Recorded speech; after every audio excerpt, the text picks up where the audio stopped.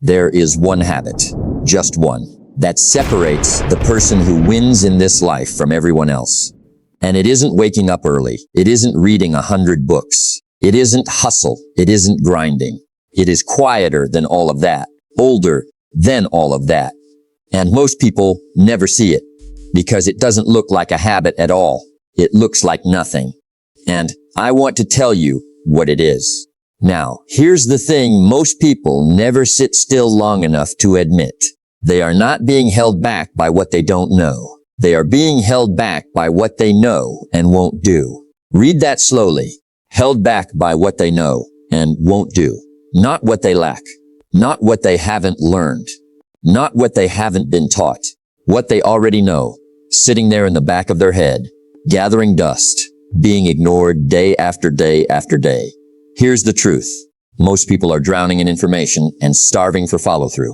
They can quote the books. They can name the principles. They can nod along at every seminar. They can even tell you, if you press them, exactly what they should be doing with their money, their body, their calling, their marriage.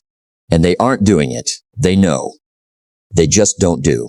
And that gap, that little quiet gap between knowing and doing, is where most lives are being lost. Not in ignorance, in inaction. I've watched good people spend 20 years on the wrong side of that gap. 20 years, reading, watching, talking, planning, buying courses, attending events, nodding at wisdom, and going home and doing the same thing they've always done. Then, 10 years later, wondering why the life they wanted never showed up. It never showed up because they never showed up. That is the whole story. That is the whole story of most lives. Now, some people will say, well, I need to know more first. I need to be more ready. I need to figure a few more things out before I really start. And I want you to hear me on this. That is not preparation. That is a very polite way of quitting before you begin. Because the truth is, you already know enough to start. You have known enough for a long time. You are not held back by a lack of the next book. You are held back by not acting on the last one. Here's what nobody tells you. The winners you admire didn't win because they knew more than you. Most of them didn't. Most of them, if you sat them down and quizzed them, would know less about their field than plenty of people who never got where they got. What they had wasn't more knowledge. It was more application. They did what they knew, consistently, imperfectly, sometimes clumsily, but they did it, and most people never did it. And that gap, done for long enough, became the difference between the life they built and the life everyone else only talked about. And here's the invisible mechanism most people miss. Life doesn't reward you for what you learn. It rewards you for what you apply. It doesn't matter what's in your head. It only matters what makes it out of your head and into your day. That's it. That's the whole game. That's the machinery. That's what most people never see. And it's sitting right in front of them their entire lives. Now, let me tell you what most people are actually doing instead. They're substituting learning for action. They read a book about money and feel like they made money. They watch a video about fitness and feel like they exercised. They listen to a podcast about relationships and feel like they had a hard conversation with the person they've been avoiding. They collect the feeling of progress without paying the price of it. And the mind is easily fooled. The mind believes it moved because it thought about moving. But the world isn't fooled. The world only responds to motion. And the world's report card, 5 years from now, is going to look exactly like what you actually did, not what you told yourself you were going to do. You can be the smartest person in the room and have the smallest life at the table. It happens all the time. It happens every day. And it will happen to you too if you don't close the gap. That is the diagnosis. That is the mechanism. Winners don't have more knowledge. Winners have less unused knowledge. Winners have translated more of what they know into what they do. And the habit that separates them from everybody else is the habit of closing that gap. Small and constant, day after day, whether the mood cooperates or not. And I'll tell you what nobody told me about this when I was young. I'll come back to it before we finish. But hold that thought, because once you see the mechanism, you can't unsee it. And once you can't unsee it, you can't keep living the way you were. Here's the central law. Write it down somewhere you'll see tomorrow morning. The one habit that separates winners from everyone else is the habit of doing what they already know. Say it slowly. The one habit that separates winners from everyone else is the habit of doing what they already know. Not doing more, not doing bigger, doing what they know. Consistently, when they don't feel like it, when it's boring, when it's slow, when nobody claps, when it looks like nothing. That is the whole habit, and that is the whole difference. And here's the law inside the law. The size of your life will always match the size of the gap between what you know and what you do. Close that gap, and your life expands. Widen that gap, and your life contracts. There is no third option. There is no version of this where you know a lot, do a little, and still get the life. It doesn't happen. It has never happened. It will never happen. Because life doesn't operate on what you know. Life operates on what you do, which means the discipline of a life is not really about learning. Learning is easy. Learning is comfortable. Learning is applauded. The discipline of a life is about applying. Application is where most people quit. Application is where the crowd thins out. Application is where the 95% walk away and the 5% quietly keep going. That is the fork in the road. Not knowledge, application, not information, execution, not reading, doing. See, that's the key. You are not one book away from your next life. You are one action away. Repeated, refuse to be skipped. The book is easy. The action is the price. And most people are willing to pay for the book, but not for the action. That's why the shelves are full and the lives are small. Here's the truth. If you take just one of the things you already know is right for you, one, and you do it every day for the next year, whether you feel like it or not, whether anybody sees it or not, whether it looks like nothing or not, your life a year from now will not be able to stay the same. It cannot. It's not a matter of hope. It's a matter of math. And nobody escapes the math. Nobody. So let me show you what that looks like in a real life. Let me tell you something. Let me tell you about a man I once knew. I'll call him Owen. Owen worked as a janitor at a small manufacturing plant back when I was just getting started. He cleaned floors. He emptied trash cans. He fixed leaky pipes when the plumber was too busy. He kept the place running in the quiet hours nobody noticed. That was Owen. Now, Owen had been at that plant for 7 years when I met him. 7 years. Same broom closet. Same night shift. Same paycheck. And Owen was the kind of man who could recite you every business book on the shelf. I mean it. He had read them all. He had underlined them. He had gone to 2 seminars a year on his own dime. He could quote you every principle. He knew what compounding was. He knew what long-term thinking was. He knew about paying yourself first. He knew about doing the hard thing first in the morning.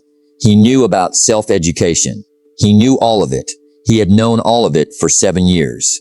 And he was still emptying trash cans on the night shift. Now, there was another man at that plant. I'll call him Reggie. Reggie started as a janitor 2 years after Owen. Same job, same shift, same paycheck, same broom closet, same everything. And Reggie was honestly not half as well read as Owen. Reggie had probably read 1 book in his whole adult life. But here's what Reggie did that Owen didn't. When Reggie learned one thing, one small thing, he applied it.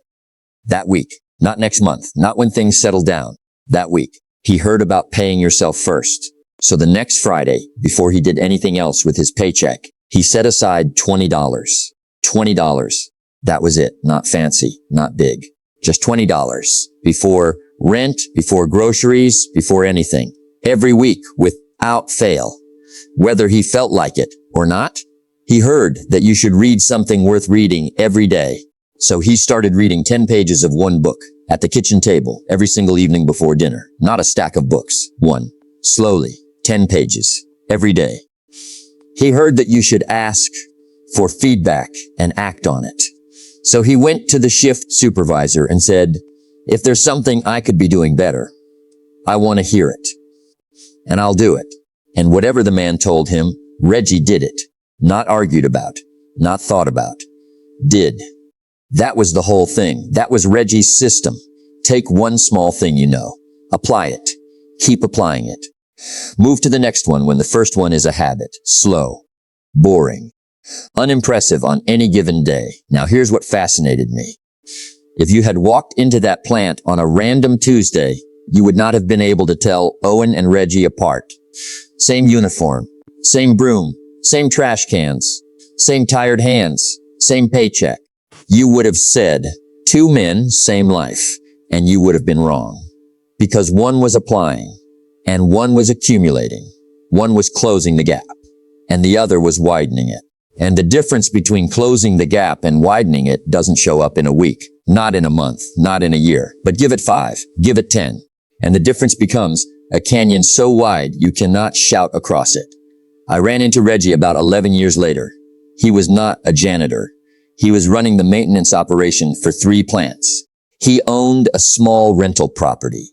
He had put both of his daughters through community college without borrowing a dime. He wasn't rich by anybody's fancy definition, but he was free. And when I asked him how it happened, he didn't say anything dramatic. He didn't say he had gotten lucky. He didn't say he had found some secret. He said, and I'll never forget it, I never learned much.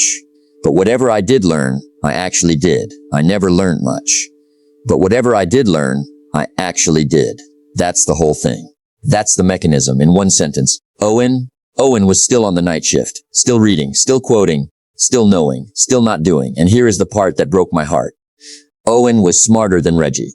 By any measurement anybody could invent, Owen had more raw intelligence, more knowledge, more information than Reggie ever had or would have.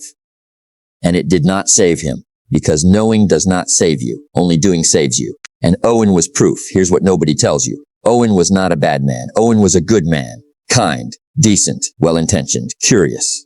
He loved learning. He genuinely loved it. And that love, that hunger for knowing, became the very thing that kept him stuck. Because he kept mistaking the pursuit of knowledge for the pursuit of a life. And they are not the same thing. They are never the same thing. And most people do not learn the difference until it is very late. Now let me ask you something. Which one are you right now? Are you Owen, full, well-read, well-informed, and quietly stuck?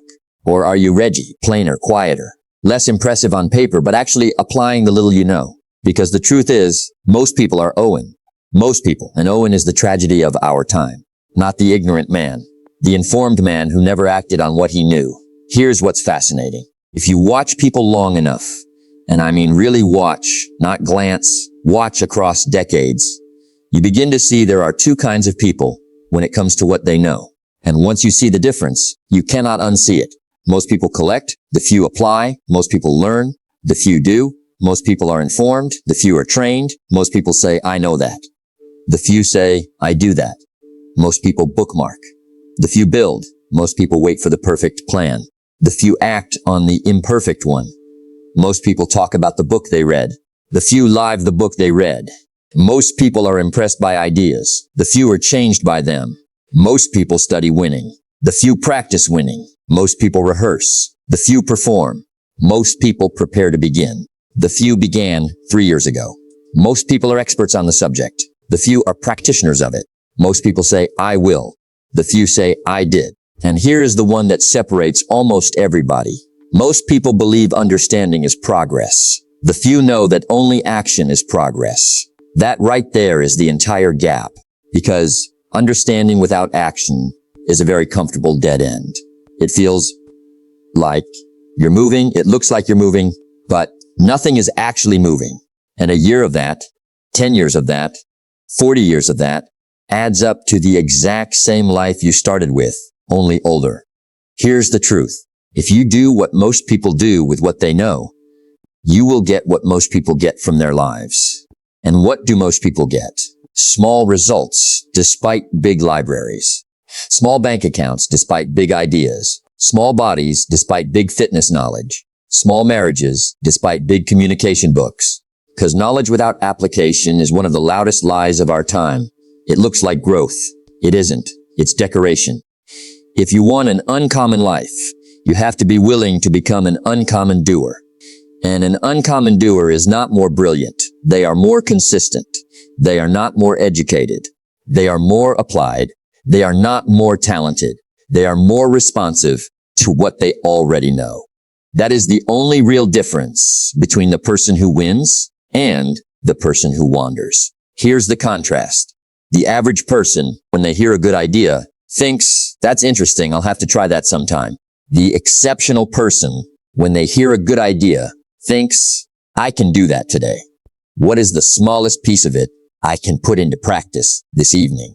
That one difference, sometime versus today, compounded over a lifetime, is the whole difference between the two worlds most people live in. The average person says, I need more information. The exceptional person says, I need more application. The average person asks, what else should I read? The exceptional person asks, what have I read that I haven't yet lived? The average person is trying to add. The exceptional person is trying to activate. And here's what nobody tells you about the exceptional person. They didn't start exceptional. Almost none of them did. They started with the same information you already have. The same tired eyes at the end of the day. The same voice inside saying, not today, I'll start Monday. What made them different wasn't a gift. It was a decision. A quiet, unglamorous, repeated decision to do what they already knew instead of learning more. To stop shopping for principles and start living the ones already in the cart. See, that's the key. You do not need to be smarter than everybody. You just have to be quicker than most people at moving from knowing to doing. And you have to do it long enough for the years to notice. Because the years always notice. The years remember every good idea acted on. The years remember every good idea shelved. The years keep an honest ledger even when you don't. Here's what I want you to hear. The gap between the average and the exceptional is not an intelligence gap. It is an application gap. It is a what do you do with what you already know gap. The exceptional person has quietly stopped being impressed by their own ideas. They have started asking a very small, very unglamorous question 100 times a day. Am I doing this or just knowing this? That one question, asked honestly, 10 times a day for a year, will do more for your life than any book you have ever read. Now let me tell you something that might sting a little. Most of what you need for the life you say you want is already inside you, already known, already understood, already somewhere in the back of your head familiar. You do not need a new principle. You need to act on an old one. You do not need more truth. You need to move on the truth you have been sitting on. And if you don't like the sound of that, it's probably because it's true. Now, here's what I discovered, and I want you to lean in for this. Because this next piece took me years to see, and it is the one that changes everything downstream of it. You do not have a knowing problem. You have a bridging problem. Read that slowly. You do not have a knowing problem. You have a bridging problem. Knowing is the shore. Doing is the other shore. And in between, there is a bridge. And the bridge is where nearly everybody falls off. Not because the bridge is dangerous. Because the bridge is uncomfortable. Because the bridge is where the good idea in your head has to become an ordinary Tuesday afternoon action. And ordinary Tuesday afternoon actions are boring and unglamorous and easily rescheduled. Most people spend their lives standing on the shore of knowing, looking across at the shore of doing, admiring it, describing it, telling other people about it, and never once walking the bridge. And they do this while telling themselves they're getting ready. And the bridge just sits there, waiting, unwalked, for years. Here's the shift. You don't need to know more. You need to walk more of what you already know across the bridge. That's the entire spiritual practice of an accomplished life. Take the thing you understand in your head. Walk it across the bridge.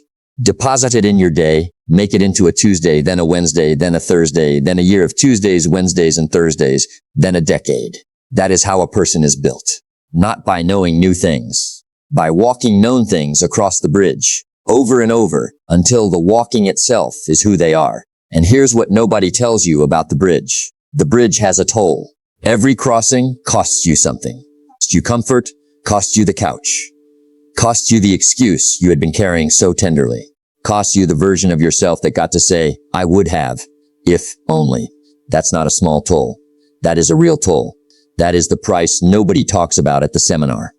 The seminar is free. The book is cheap. The bridge is not.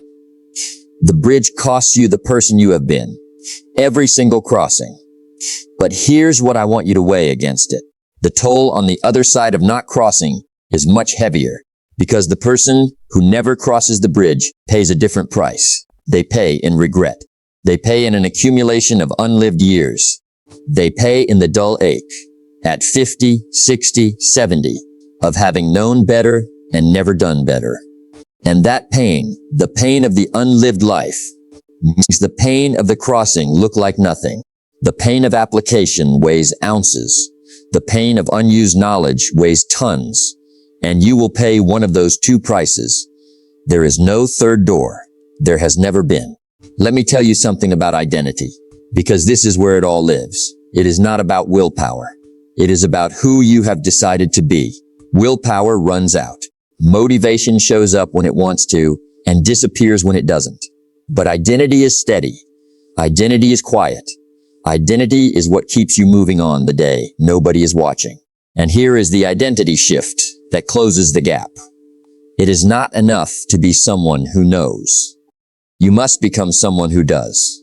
It is not enough to be someone who understands. You must become someone who applies. It is not enough to be a learner. You must become a doer of what you learn. Here's what's fascinating. Once you start crossing the bridge, even in small ways, something quiet begins to change inside you. You stop feeling like a fraud. You stop feeling that low, tired feeling of being smarter than your life. You start earning your own respect. And there is nothing on this earth like the feeling of a person who has finally started earning their own respect. Nothing. Not money, not applause, not any external prize. Because the person you have to sleep with every night is you. And if you know that you knew and you didn't act, that is one of the loneliest feelings there is. And if you know that you knew and you did act, even imperfectly, even clumsily, even slowly, that is one of the quietest, most durable joys there is. Here's the truth about compounding, and it applies to application even more than to money. A single act of doing what you know looks like nothing. A single day of walking a small idea across the bridge looks like nothing. Same way one seed in the ground looks like nothing. But leave the seed long enough, and you are standing in a field. Meanwhile, a single act of learning without doing looks like nothing either. Same way one drop of water leaving a bucket looks like nothing. But leave the drop long enough, and the bucket is empty. You are always compounding something. Either you're doing, or you're not doing. And after 20 years, the two look completely different from the outside, even though on any given afternoon, they looked the same. Here's the deeper thing. Your income will rarely exceed your personal development, and your personal development will rarely exceed your personal application. Read that twice.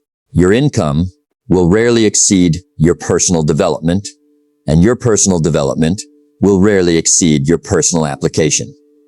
Because development isn't what you learned. Development is what you have become as a result of what you have applied. That is a very different thing than what you have read. And most people confuse the two. They think because they know a great deal about money, they should have money. Because they know a great deal about health, they should be healthy. Because they know a great deal about love, they should have love. The world does not run that way. The world runs on what got walked across the bridge, not on what got shelved. You can't sow one thing and harvest another. You can't plant weeds and complain about the garden. You can't know one thing and live another, and expect the two to make sense together. Every action you take is voting for the person you are becoming. Every action you don't take is also voting. And most people are voting against themselves every single day without realizing they are voting at all. Every hour of information consumed without a single hour of application is a vote for a bigger head and a smaller life. And the ballots always count. Standards are the last piece.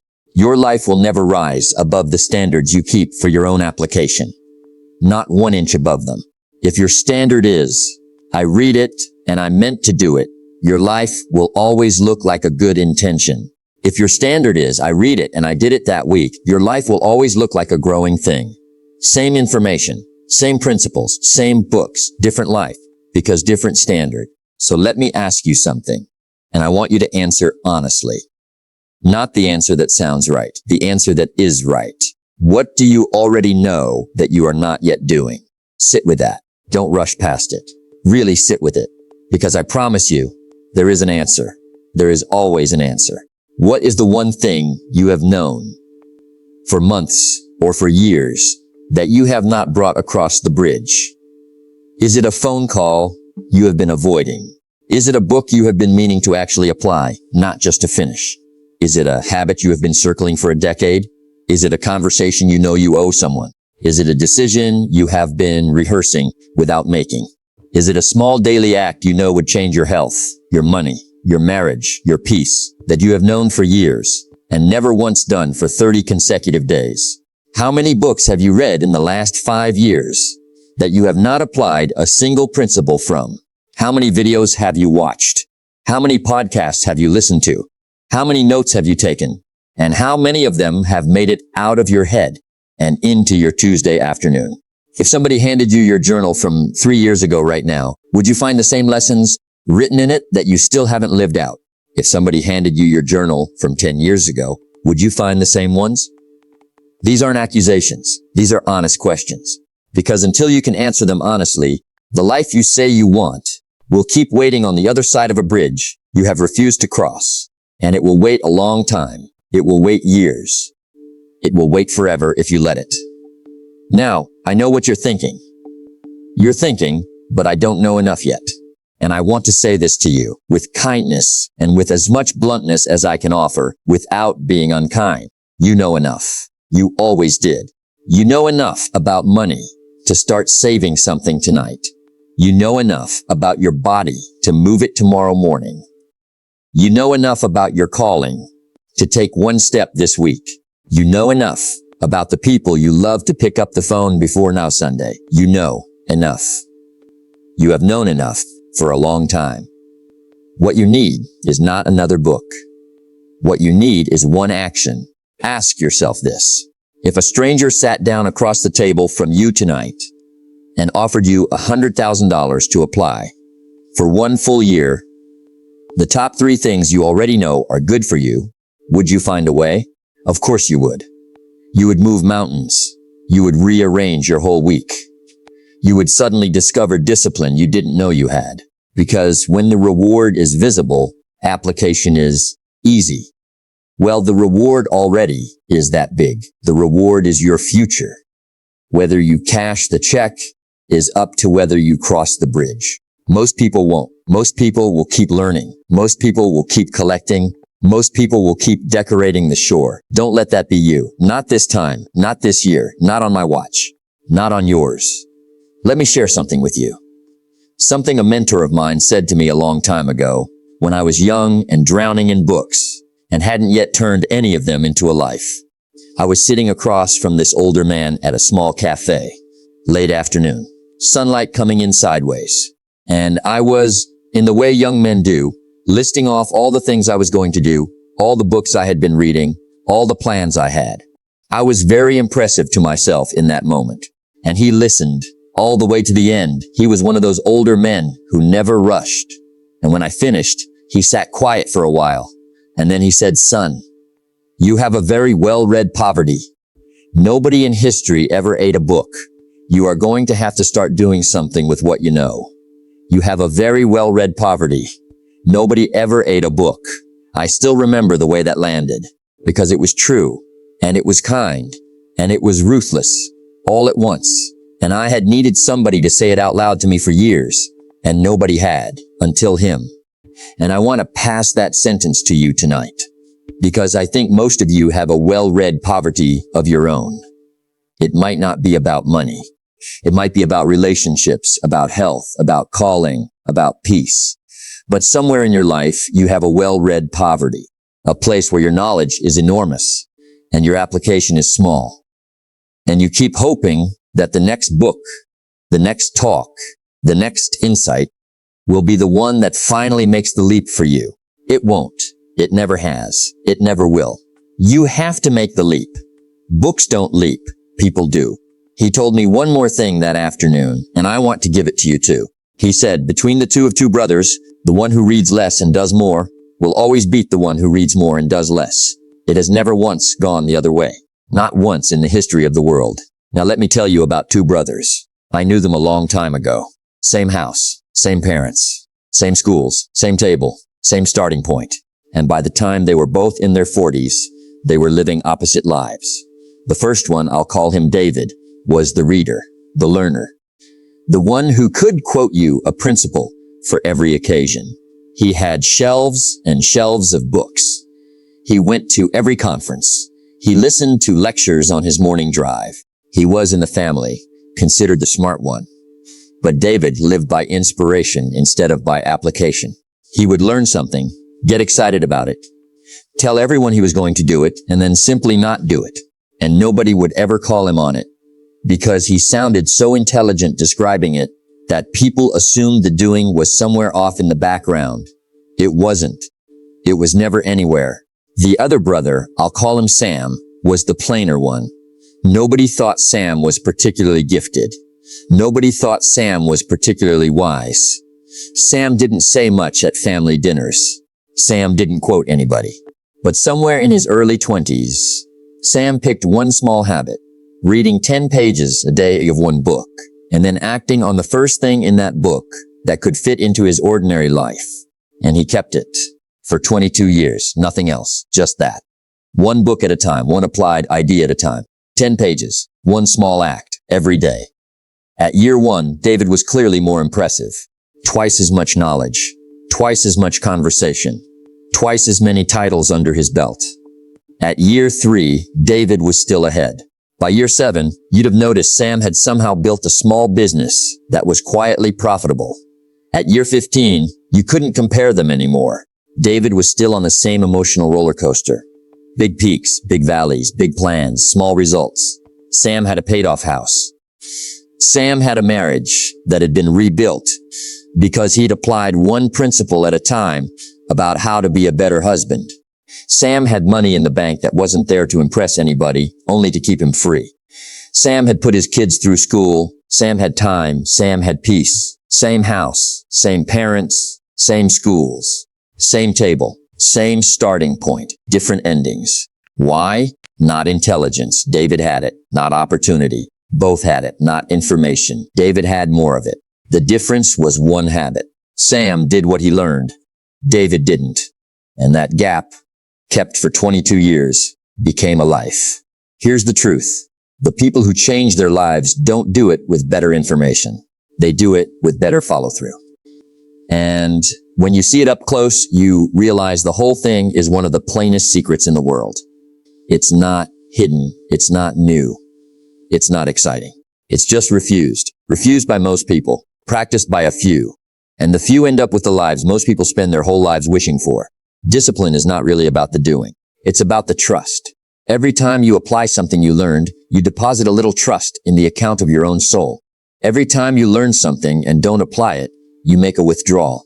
And over years, that account either becomes a fortune or it becomes empty. And the amount in that account determines nearly everything else. Your confidence, your calm, your willingness to try again, your peace at 3 a.m. All of it flows from that hidden account. And the habit of doing what you know is how you fund it. So here's my challenge to you tonight. And I mean tonight. Not Monday, not January, not when things settle down. Because I'll tell you now, gently, plainly, honestly, things are not going to settle down. Life doesn't have a quiet season waiting up ahead for you to finally start doing what you already know. This is the season, right here. The tired one, the busy one, the uncertain one, the one you're in. That's the one where the bridge gets crossed. Or it doesn't get crossed at all. Here's what I want you to do. Before you sleep tonight, take out a piece of paper. Not a phone. Paper. There's something about paper. It doesn't buzz. It doesn't distract. It doesn't argue with you. At the top of that paper, write this sentence in your own hand. One thing I already know is right for me and have not been doing. Then Underneath it, write the answer. Just one. Don't write three. Don't write a list. Don't turn it into a plan. One thing. The one thing that if you were honest with yourself right now, at this hour of the night, you would already know is the answer. Write it down. Then, tomorrow morning, before you touch your phone, do it. Do the smallest possible version of it. Not the biggest, not the most heroic. The smallest one that still counts. If it's fitness, do 5 minutes of movement, not an hour, 5 minutes. If it's money, put $5 aside, not 100, 5. If it's a phone call, make the call in the first hour of the day, before you can talk yourself out of it. If it's reading, read 1 page and apply 1 line before lunch. Whatever it is, do the smallest possible version of it, tomorrow first, before anything else. Then do it again the day after, and the day after that, and the day after that. And do not, under any circumstance, break the chain on day 4, because day 4 is where most people quit.